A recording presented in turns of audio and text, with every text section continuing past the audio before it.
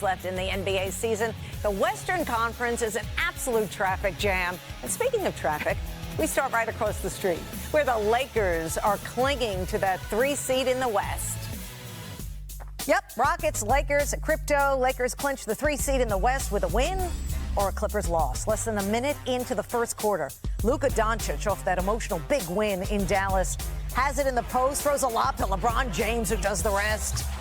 The two stars once again showing off their already great chemistry in fine fashion. Later in the quarter, Lakers down 6. Doncic goes to work. He was 13 of 19 from the field in this one. Lakers down 4. 2 minutes left in the quarter. Doncic 5 of 9 from three-point range. He had 15 points in the first quarter, setting the tone. Second quarter, Lakers up 12.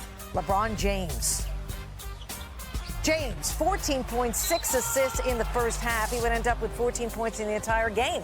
5 minutes left in the half. Doncic fights a pass over to a wide-open Dorian Finney-Smith, who drains the 3. Take another look as Doncic is smiling as he passes to Finney-Smith, seemingly knowing he'll make the 3. Doncic, 39 points, 8 boards, 7 assists. Third quarter, 19-point LA lead. Keep an eye on LeBron as Austin Reeves passes it to him. Ball tipped away. LeBron comes up limping. Rockets, they'll go the other way, and Cam Whitmore will lay it in. LeBron in obvious discomfort. Take another look. You see LeBron grimace as he goes to step toward the ball. LeBron in dismay. Lakers called timeout. He is frustrated for obvious reasons. Then he starts stretching out on the bench. LeBron would not return. That's why he only had 14 points. Back to work for Reeves. 9 of 15 from the field. 23 points, 7 boards, 6 assists. 140 to 109, the victory. LeBron in good spirits, though. Let's talk about it. The Western Conference is such a, competitive, every single night. Doesn't matter who you play, it's always competitive. And for us to be the 3rd seed is a big accomplishment. Now we have one more Sunday, I believe. Yeah, Friday. Yep. Today, Friday, second day of the Masters, by the way. Everybody watch. So we got one more Sunday, and then the real deal starts. So it's very exciting. Plenty to play for. The Lakers clinch the 3 seed, while the Grizzlies are headed to the play-in tournament.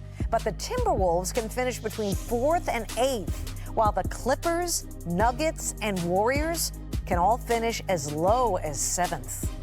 NBA analyst Kendrick Perkins joins us now as we try to make sense of the West. And Perk, one of the Nuggets, Clippers, Warriors, and Timberwolves will end up in the West play-in. Now, which team would have the most serious problem if they don't make the top 6?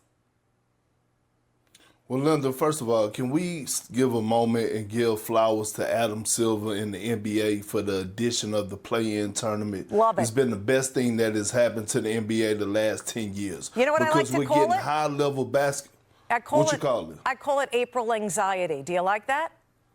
I love it. I actually love it because we're getting high-level basketball in April before the postseason because it matters. And when I think about a team that needs to stay out of the play-in tournament, out of those teams, it's Golden State. Think about it. They was behind the 8 ball before they made the trade for Jimmy Butler. They were basically a lottery team. So after the trade, they have been playing playoff basketball to get back in the mix and now back into the postseason. And so any team, when you have vets like Draymond, Steph, and Jimmy, and the miles that they have on their body, and they're able to secure that 6th spot and be able to get a week of rest, will do wonders for the Golden State Warriors. So I'm looking at this Warriors team who have a legit shot at making the NBA Finals. They need this week of rest and to stay out of the play-in tournament.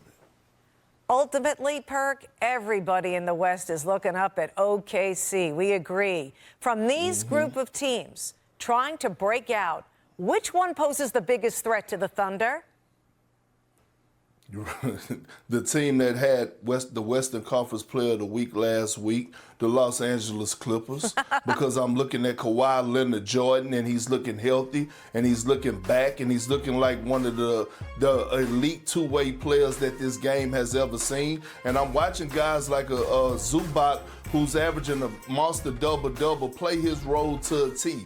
James Harden is facilitating, playing the point guard position. And they have great vets.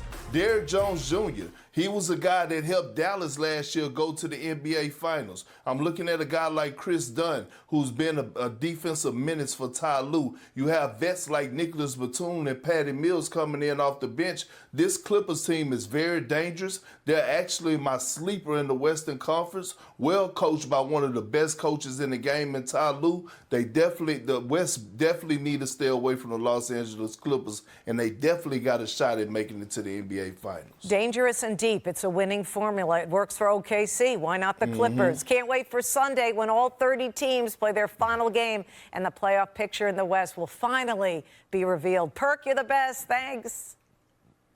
Thank you, legend. I'll tell y'all this. This is why I bring up Dallas as opposed to any other team in terms of a first round. Everybody would talk about Golden State because Jimmy Butler's there now, blah, blah. I'm saying this is what makes L.A. against Dallas interesting. You have any idea how much pressure is going to be on Anthony Davis? They put coffins in the streets of Dallas. They were depressed. Nico Harrison was getting death threats. These people are miserable. They couldn't believe that you traded away a 25-year-old superstar. But he's injured. You understand what I'm saying? I'm saying, but once he comes back, but he's coming back before the play. No, there is no grace period. Once he comes back, playoffs are going to begin. He's got to be ready. And there is no time in the career of Anthony Davis, fellas, that he has been under more pressure than he will be in a series versus Luka, because he's got to get peace of mind in the city of Dallas, to be able to walk the streets of the city of Dallas, be able to go to a damn restaurant and everything. He got to show up and show out if Luka is on the opposite end of the bench. He's got to do it. We get it. That's first-round matchup you want, obviously, because of the trade. Chad, where are you? Same, even see, based on the trade. Obviously, you know, the people in Dallas, they upset. How do you let a player like Luka go, especially that young, especially with the production he does on the court? I was confused by it. Yeah. I talked to Shannon. Obviously, I talked to you too, as well. All the pressure is on AD. If that happens, that matchup happens in the first round, AD has to come and show out. Regardless of injury, I don't care about your past. As far as being hurt, you got to come in and do what you've done, and you always done, and why you've one of the best. Before he left LA, before the season started, LeBron said one thing: "I'm passing the keys to you. The house is yours." They say that for a reason. Right. So now you got to go over there in Dallas and prove it that they made the right decision. And, oh, by the way, he got somebody named Kyrie.